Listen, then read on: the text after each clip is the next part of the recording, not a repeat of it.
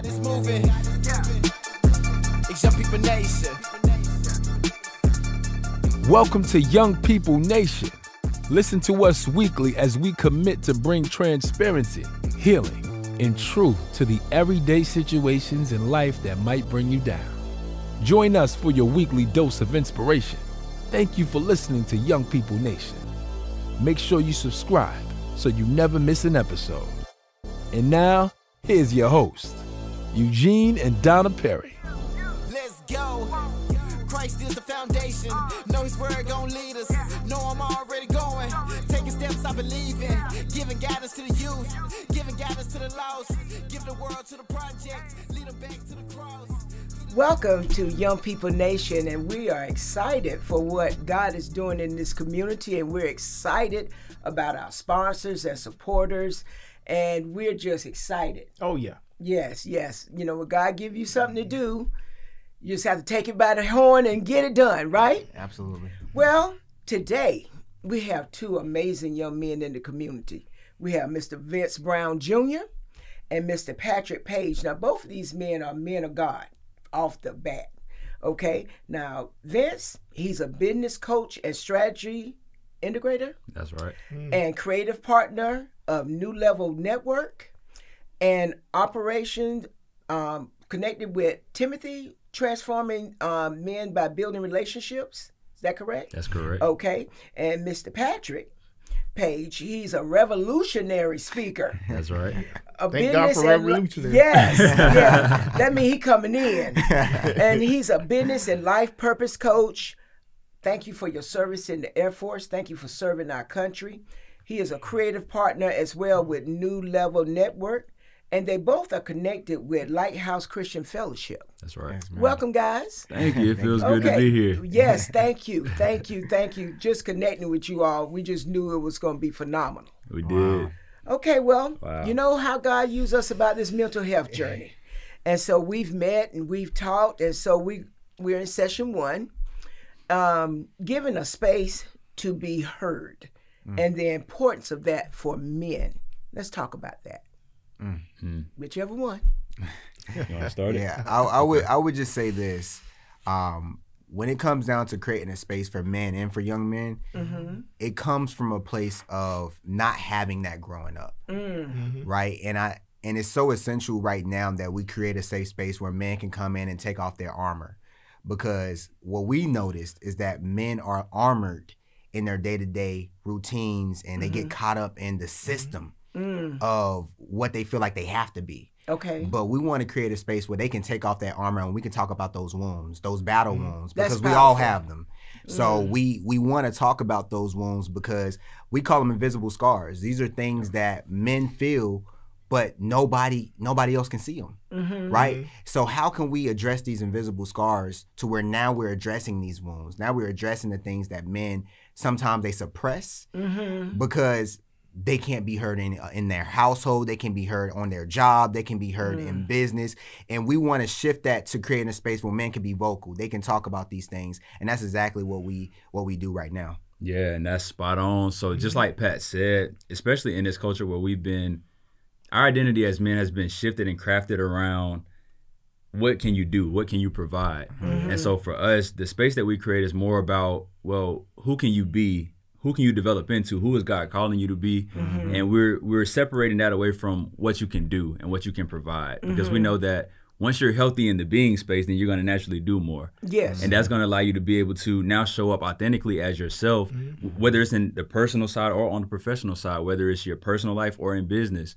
There's no difference between the two yous. It's the same person. And so if we can show you who God is calling you to be and show you how you can become that person, then everything else follows after. And like Pat said, that's exactly what we're doing now. I love it. And that's real great for a man, I would say, when it's time for him to take on a spouse and lead in the home, that he's got to get himself together first. Yes. Because he will bleed out on the family. Is that correct? It will. And that's something that we're huge on. I say it all the time. We talk about how, especially in our brotherhood, that's what we call it with our men, that's our brotherhood. Being able to now come in and show, well, how am I supposed to love my brother? how am I supposed to communicate with my brother? How are we supposed to show love and affection and intimacy towards each other the way that God shows it to us, so that we can now take that same intimacy, love, and that same connection and now give it to our spouse, our wife, our children, our mothers, our fathers, you know, whoever it is that's close to us in our lives. It comes as a result of what it is that we can build and do with each other first, as a result of what God gives us, and now that's what we take and we pass on. But typically, because we don't have the examples of what that should look like, we now curate what we think that should be, and that's what we give. And that's what we come into the issues where we, you know, especially with our men, black men are not worth what society would say that they should be worth, because of they're not having that example, and they're only displaying what it is that they know and that they can conceive in their mind. So how do we shift that narrative? By showing love to each other, by having that connection, by having those deep conversations. And now, because of that foundation that's set, now you have something to build on top of when you want to add in something like a family or a child, or you know, whatever else may come after that, and even your spouse's family, because that's a completely different conversation. You know, not having those conversations on, well, if this happens with my mom, well, what would this look like? But getting down to the root of those issues and having those conversations with each other inside of our brotherhood, so now we can take that and pass it on. What's the name of your brotherhood? It's New Level Network. Okay. New Level Network. Because I know y'all was connected with the tribe. That was a format. Okay. Okay, so y'all hear that, New Level Network. Absolutely. And how do they connect with you all? What age would you say that should start? So right now, our core focus is between 18 and 33. And the reason why we focus on that core first is because we want to develop the men right now that's still in that special age group that we know that if we touch them, we can go back to the younger generation under 18, because we want to equip the Operation Timothy, which is just discipleship, right? Because if we're touching a life and we're ministering to these brothers, we want to make sure that they're equipped to go back and then pour into the young men. So that's how we're able to go out into the communities and go into different schools, going to different organizations, because our focus of 18 and 33 is equipping them to be prepared to disciple others, right? So taking what we're studying and what we're doing in our group settings, and a lot of it is in circles, right? We come in, we circle up as men, and we talk about the different things that we might be going through in that week, in that day, or some things that's maybe been suppressed for years, and it's finally being uncovered. And it's like, how can you now take this same concept and now go minister to somebody else in your life, another young man, right? So that discipleship model is something that we lean heavy into in our community in order for us to be able to reach those younger men. Let me ask you, what's the danger of not dealing with those things for a man? Lord. Wow. Nightmares. Okay. And because your generation, of course, is different than theirs. So talk about, and pause for a minute. You know, I am very honored to be his wife. After hearing what his journey was, upbringing, he never treated me or our daughters like what he came from. He made a decision and took marriage very seriously and being a father very seriously. So what is the danger, though? Because everyone, they want to do right, but they don't have the tools. So I want to say for record, I did not pay her to say that at all. No, we don't do that. No, because we speak truth. You understand? If it's not true, I'm just not gonna say it. But it's true. He has been a phenomenal man of God in our home and a leader. But that's a whole nother podcast. See, ladies, see how you just build your man up? Just like there we go. That's it. You know, hey. But what's the danger of them not getting that help or having that safe space? Because what I recognize, even as his spouse, I had to learn to create a safe space for him to be transparent. That's good. Oh, that's good. I had to get wisdom from God and from the older women. That's how I learned. You know, don't be talking so much. Just listen. However, creating what's the danger of that? Because we see a lot of our men out here, they're just dying. So we know that's the danger. Right. But what have you all encountered with some young men? I would just say this. It's two words that come to mind. It's identity crisis. Okay. Ooh. And what happens is when those things are not addressed, the danger of it is you have men that don't understand who they are. And when you have men that don't understand who they are, they're now going to be looking for that in certain places that they should not. Because the way that the enemy works is it will come after your mind, and then now that transparency that you're talking about, it's unclear. And when something is unclear, you're trying to find clarity, and that's why they start joining different things that may not serve them. And I think that's where the comfort, they try to seek these different things, these substances, these drugs, like all these different things. They start to seek these, even going into environments where maybe they saw their family in that environment, and now they thought they wasn't going to be like their family. Now they're becoming a different version of what they saw. And it's because you're now, that's your comfort zone. That's what you're used to. So now that pain that they felt for all that time has now showed them, well, this is who you are. Your pain in your situation is who you are. So you have to stay there. So we realize that there's an identity crisis in men not knowing who they are, who they're rooted in. And I think that's what we're noticing right now, is that in that identity piece, they're seeking that in places that don't serve them well. And now they're coming up, and now we're wondering why we have broken families. Now we're wondering why we have these generational patterns. Now we're wondering why these things are happening, is because we have men that can't even lead because they don't understand who they are. So that leadership identity piece is so essential. And that's where some of the fires are starting to like really come from. And it's because they don't understand truly who they're rooted in, and they don't have a community to affirm them in their identity. So that's something that we're noticing right now. I hear such power behind your young voices. This is so powerful to catch people like my grandson.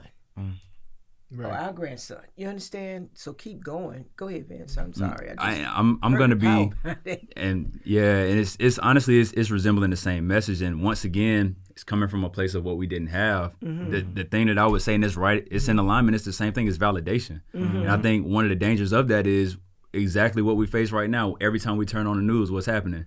Somebody's dying.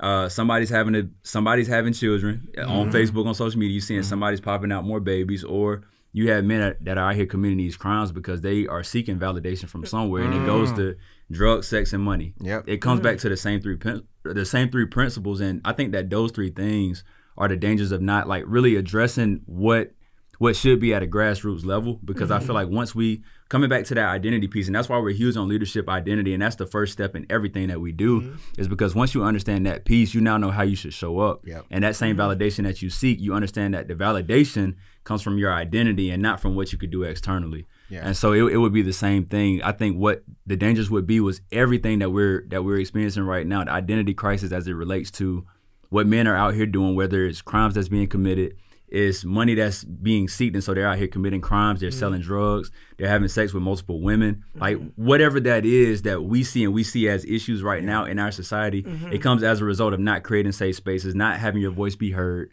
and not being able to feel like you can even express who you truly are, the desires that you have, and how you can now take those desires, those passions, and how you can turn a life filled with purpose out of those things. And so I feel like those are the dangers of what we're facing right now. Now you said something about that identity. I know what I've seen personally. I used to work at a youth challenge, and one of the biggest issues there were always strong women leading the way, and no man in every area.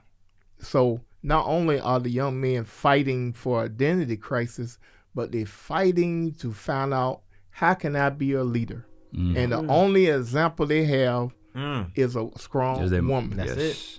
And it boils down to that Willie Lynch letter thing back in the Civil War times, where they tried to move the male figure out and put strong women there so that the men would be docile.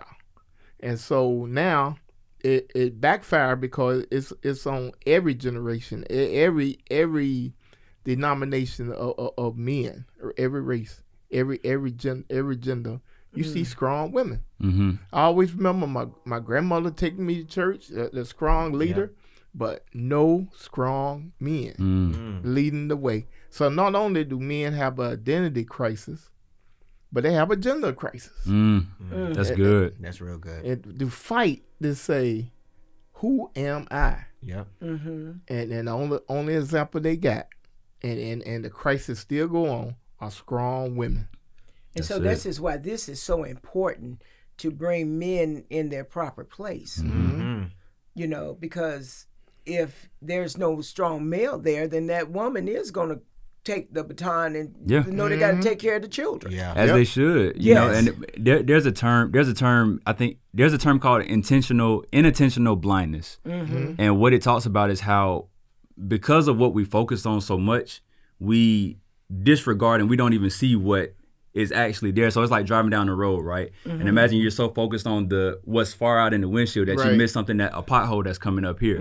And so sometimes, because we focus so much on the fact that there's a strong woman here and the strong woman can provide, and she's doing what she should be doing as a mother. That's what we love to say sometimes. But it's like, okay, you see that, and yes, the male is getting what he should, the man is getting what he should from the mom. But what about the part that we don't see? The dad that's not in the picture, and what it is that he should be providing as far as something that he can only get from his father. Like, what about that? And that lack and that gap there is the reason why we have every issue that we're facing in our society now. Wow. Yeah. The mental breakdown in our community, mentally, how we have seen that be effective. What has been you guys' experience with that mentally? Like, you've been in the military, and so you never know who you're running across that didn't have that male figure and didn't know how to become a stronger male. What has been some of your experiences? Have you all, I'm going to answer a dumb question, but I know you've experienced it. But what has been some of the experiences? Well, I would say this. We have a saying of, your mindset is your greatest asset, but it also can be your cage. What we're realizing that there's a lot of mental breakdowns because people feel trapped in a cage, right? And we're seeing that displayed in ways that people feel like is normal and habitual, right? So they might think that, okay, well, it's okay for me to lean into this woman a little bit more because I still don't understand who I am. I'm really having a mental breakdown, and I'm really pushing this off on a relationship because I'm seeking relationship, I'm seeking companionship, but I'm just seeking it in the wrong place. And what we're realizing is men specifically sometimes don't even realize when they're going through a mental crisis or a mental breakdown is because they're being comforted in this complacency. Right, and that's where they're going, and it might even show in their financial status, right? It might even start like you might see a man doing really well financially, right, but he's literally dying inside, spiritually, emotionally, mentally, and we're seeing that sometimes men shift their focus from what's going on internal to external to make themselves feel like they're a public success, and we're finding out there's a lot of public success and private failures. And the private failure is not that they're a failure, it's that the way that they're choosing to handle their mental health is not working for them. So we're realizing that there's mental breakdowns that's this facade that people are seeing, and we're like, well, and this is what they're showing to the world. Who are they able to show this truth to? Yes. So and that's what we're seeing in these conversations is that, hey, you're projecting this in a way where you're all good. You're doing well. And this is why we want to like actually show not just men, but women, what are the signs of mental breakdowns? When outside looking in, everything is going good. The business is going good. You see in the picture, social media has so many mediocrity that's covered up to make it look like it's just glowing and it's shining and it's beautiful. And that's what people want. But they don't know that on the outside, when you look in, there's something deeply pulling and rooted in pain and discomfort and displacement. So we want to show people the signs of mental breakdowns, even when there's something on the outside looking really glamorous. Okay. We about to end the first session. Did you have something to say? Go ahead, Vince. No. Yes, you do. I don't have anything. Pat, he said it. He covered it well. Okay, wow. This is We'll rich. be here all day. This is rich. This is rich. All this shows is that's your men's conference, bro. Okay? Okay, so this is our first session, and we always like to give out mental health hotlines because we never know who's listening. There's the 988 hotline. There's a text home to 741. That's free 24/7 service. That's the NAMI That's National Alliance on Mental Illness. And you can go to their website and reach out by the state you live in. Also, there's a 211 general community number. And of course, if nothing else, you call 911. Okay, Mr. Perry? Well, through life, there's always challenges and there's always situations that come up. But long you got Christ in your life, Christ in your life, one of the strongest men that were able to bear and able to share the needs of the world. That's why Jesus was here.